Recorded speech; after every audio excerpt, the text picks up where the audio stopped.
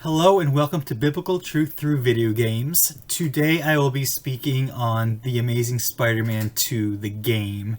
And this will probably be the last time I talk about this game because I've completed it. But one thing I've noticed as you go through the game, you can actually replay. The game's divided into 14 chapters, and you can replay each chapter if you want to get collectibles that you've missed or for whatever reason. And going through, one thing I noticed, I didn't pay too much attention the first time around, but I noticed each of the 14 chapters has a distinct title, that's kind of describing what's going on in the game at that point. And I noticed one of the titles was called My Ally, My Enemy. And this is a little bit of a spoiler alert for this game, but this chapter involves Kraven the Hunter, which is, for those of you who know, a classic Spider-Man villain. But at the game at this point, Kraven actually goes up to Spider-Man and offers his assistance to help Spidey track down other bad guys and to offer his assistance. And Spider-Man's skeptical, but he agrees to go along with it. And to make a long story short, as the game progresses, the Kraven's so-called good intentions weren't as pure as he would have you think, and there was a conflict, and they ended up fighting each other at one point. So this My Ally, My Enemy is what the title of this chapter is called.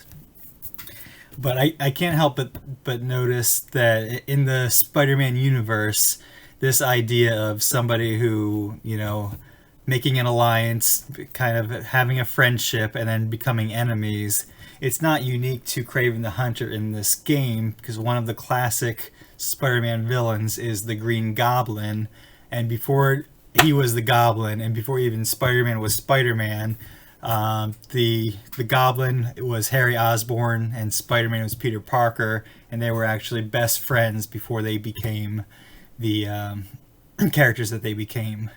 And what happened is Spider-Man was actually fighting Harry Osborn's father, Norman Osborn, who was the original Green Goblin, and through this conflict, Norman Osborn ended up dying, and then Harry Osborn knew this and knew that Spider-Man was fighting him while he died, so he harbored a bitter resentment towards Spider-Man for his father's death.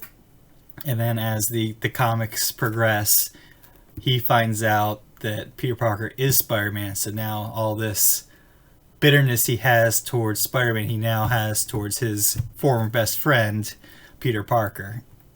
And so you have this idea of, a really, really tight friendship turning into bitter enemies. And Spider-Man didn't mean for Norman Osborn to die.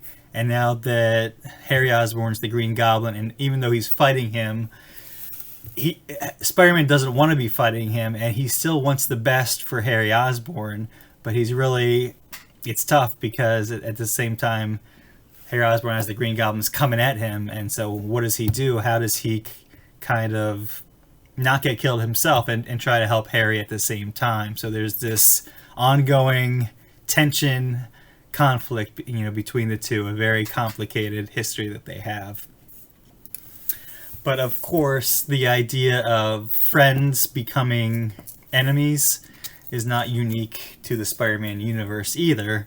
And I want to read you a passage in Matthew 10:32-40, where it says, "Whoever acknowledges me before others, I will also acknowledge before my Father in heaven. But whoever disowns me before others, I will disown before my Father in heaven. Do not suppose that I have come to bring peace to the earth. I did not come to bring peace, but a sword. For I have come to turn a man against his father, a daughter against her mother, a daughter-in-law against her mother-in-law. A man's enemies will be the members of his own household. Anyone who loves their father or mother more than me is not worthy of me. Anyone who loves their son or daughter more than me is not worthy of me. Whoever does not take up their cross and follow me is not worthy of me. Whoever finds their life will lose it, and whoever loses their life for my sake will find it. Anyone who welcomes you welcomes me, and anyone who welcomes me welcomes the one who sent me." So what is this verse saying? You think of Jesus, one of his names is the Prince of Peace. And yet this scripture says, I did not come to bring peace, but a sword. So what is this verse saying? Jesus came, to bring truth to the world. And there's going to be some, and as a Christian, I am called to bring the same truth to the world. But there's going to be some people that don't want to hear the truth, that don't want to change their lives. They just want to keep doing what they're doing, and they just don't want to hear it.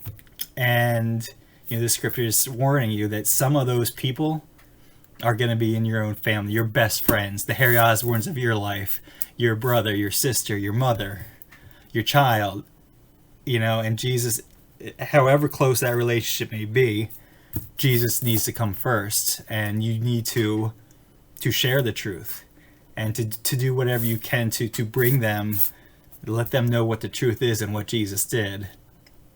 And like Spider-Man, with his conflict with Harry Osborn, just trying to do whatever he can, and Harry Osborn having none of it, I sometimes have that same conflict with just trying to tell the truth, and yet they don't want to have it. They don't want to be my friend anymore. Whatever the case may be, that relationship just not the same, and that can be a tough thing. So I just wanted to share that, and whatever the case may be, that the Harry Osborns in my life, Jesus has to come first. And so I just wanted to share that with you. Thanks as always for listening, and I will talk to you next time. All right, thanks.